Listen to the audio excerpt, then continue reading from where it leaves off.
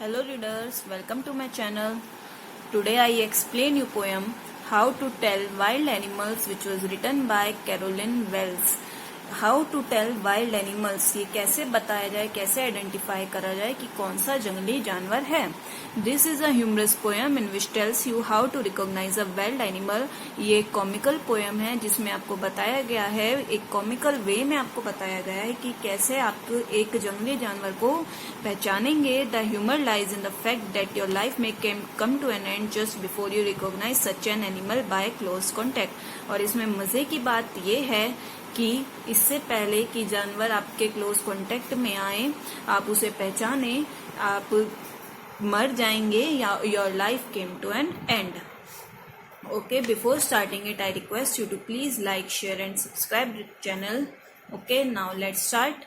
इस पोएम में आपको एक ह्यूमरस वे में, एक कॉमिकल वे में बताया गया है कि कैसे एक जानवर को पहचाना जाता है, वाइल्ड एनिमल को, जो कि बहुत डेंजरस होते हैं, लेकिन इसमें एक ह्यूमरस वे में बताया हुआ है. Okay, if ever you should go by chance to jungles in the east and if there should to you advance a large and tawny beast, if he roars at you as you are dying, you will know it is a Asian lion.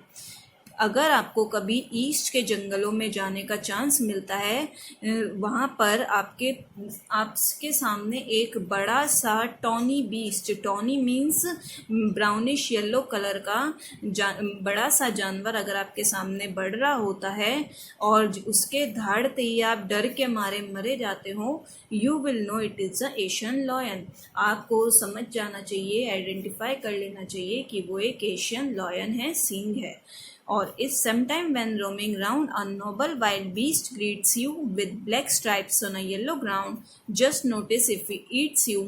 This simple rule may help you learn the Bengal tiger to discern. और कभी घूमते हुए आपके पास एक Nobel wild beast, एक शांत जंगली जानवर आता है जो with black stripes on a yellow ground, जिसकी येलो बॉडी पर ब्लैक कलर की धारियां हैं, स्ट्राइप्स हैं, और आप नोटिस करते हैं कि वो आपको खाने जा रहा है, तो उसको पहचानने का सिंपल सा रूल यही है. तो आप समझ जाना कि आपके सामने एक बंगाल टाइगर है, बाघ है. If strolling forth a beast you view whose hide with spots is peppered, as soon as he has leapt on you, you will know it is a leopard. It will do not good to roar with pain, he will only lap and lap again. और आगे बढ़ते हुए आप एक जानवर को देखते हैं, बड़े से जानवर को देखते हैं जिसकी बॉडी पर स्पॉट्स हैं, ब्लैक कलर के धब्बे हैं, और वो आप पर छलांग लगाता है. छलांग लगाने को होता है तो आपको समझ जाना चाहिए कि वो एक लेपर्ड है, मीन्स तेंदुआ है. और उस टाइम पोएट कहते हैं कि उस टाइम आपका चिल्लाने का, दर्द के मारे it will do not go to roar with pain. उस टाइम आपका दर्द के मारे चिल्लाने का कोई फायदा नहीं है, क्योंकि वो आप पर बार बार और ज्यादा हमला करेगा. If when you are walking round your yard you meet a creature there who hugs you very very hard, be sure it is a bear. और कभी आप आंगन में घूमते हुए एक जानवर से मिले जो कि आपको बहुत बहुत कस के गले लगा ले, हग कर ले, तो आपको समझ जाना चाहिए कि वो एक बेयर है, भालू है. If you have any doubts, I guess he will give you just one more kiss. और वो कहते हैं अगर आपको तब भी कोई डाउट हो, तब भी कोई शक हो, तो वो आपको एक प्यार से टच करके देखेगा और फिर आपको वो मारेगा. Though to distinguish beasts of prey, a novice might nonplussed. और किसी शिकार करने वाले जानवर को कई बार न्यू पीपल, जो नॉन एक्सपीरियंस पीपल होते हैं, वो कंफ्यूज हो जाते हैं क्रोकोडाइल और हाइना के बीच. द क्रोकोडाइल यू ऑलवेज में टेल फ्रॉम द हाइना दस. यहाँ पर पोएट क्रोकोडाइल और हाइना में उनको एक सा मानते हैं और कहते हैं कि उन लोग जो हैं, जो न्यू पीपल होते हैं, जिनके पास एक्सपीरियंस नहीं होता, वो उन दोनों को देखकर कंफ्यूज हो जाते हैं. तो वो कंफ्यूजन दूर करने के लिए उनमें डिफरेंस बताते हैं कि hyena comes with merry smiles, hyena हमेशा हंसते हुए आता है, but if they weep they are crocodiles. और अगर वो रोते हो तो मीन्स वो क्रोकोडाइल हैं, मगरमच्छ हैं. The true chameleon is small, a lizard sort of thing. He hasn't any ears at all and not a single wing. If there is nothing on the tree, it is the chameleon you see. The true chameleon is small. जो सही में chameleon होता है, गिरगिट होता है, वो छोटा होता है, जो कि एक छिपकली के टाइप का होता है।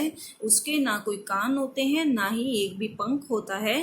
If there is nothing on the tree, और अगर आप देखते हैं कि पेड़ पर कुछ भी नहीं है तो आपको समझ जाना चाहिए कि वहां पर कैमिलियन जरूर है, क्योंकि कैमिलियन एज यू नो, आप पता होगा कैमिलियन में एक फीचर होता है कि वो अपने बैकग्राउंड के हिसाब से अपना कलर चेंज कर लेता है। मीन्स जैसा उसका बैकग्राउंड होता है, अगर वो पेड़ पर है, ब्रांच के हिसाब से वो अपना कलर ब्राउन कलर का कर लेता है। Okay, now I explain you question answers also. Where is the Asian lion found? Asian lion कहाँ मिलता है? Asian lion is found in the jungles in eastern countries. How does it look? वो कैसा दिखता है? It looks large and yellowish brown. Why is the tiger called a noble wild beast? Tiger को शांत जंगली जानवर क्यों कहा गया है? ये इसमें ओनली ह्यूमरस वे में कहा गया है, वरना टाइगर कोई नोबल वाइल्ड बीस्ट नहीं होता।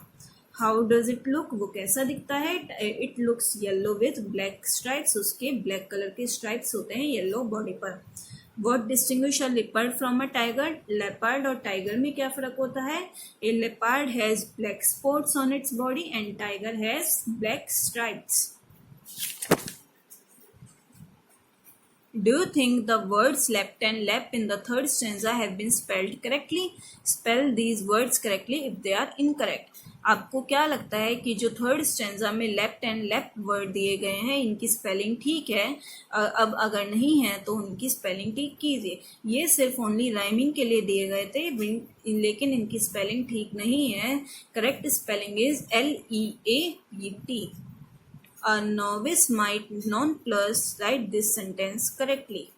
Novice might non-plus means an unexperienced person, means ऐसे पर्सन जिसके पास कोई एक्सपीरियंस ना हो।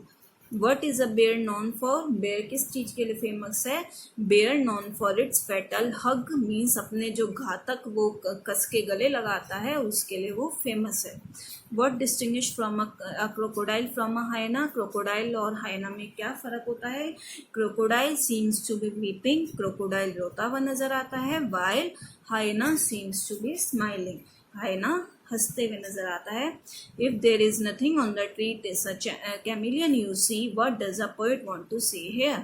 अगर पेड़ पर कोई नहीं है तो आप समझ जाना कि उस पर एक कैमिलियन है, गिरगिट है। तो इसमें पोएट क्या कहना चाहता है? वो कहना चाहता है कि कैमिलियन अपनी सराउंडिंग के हिसाब से अपना कलर कर देता है। तो मीन्स उसने, अगर वो पेड़ पर है तो उसने पेड़ के हिसाब से अपना कलर कर लिया है। I hope you understand this poem and question answers. Thank you.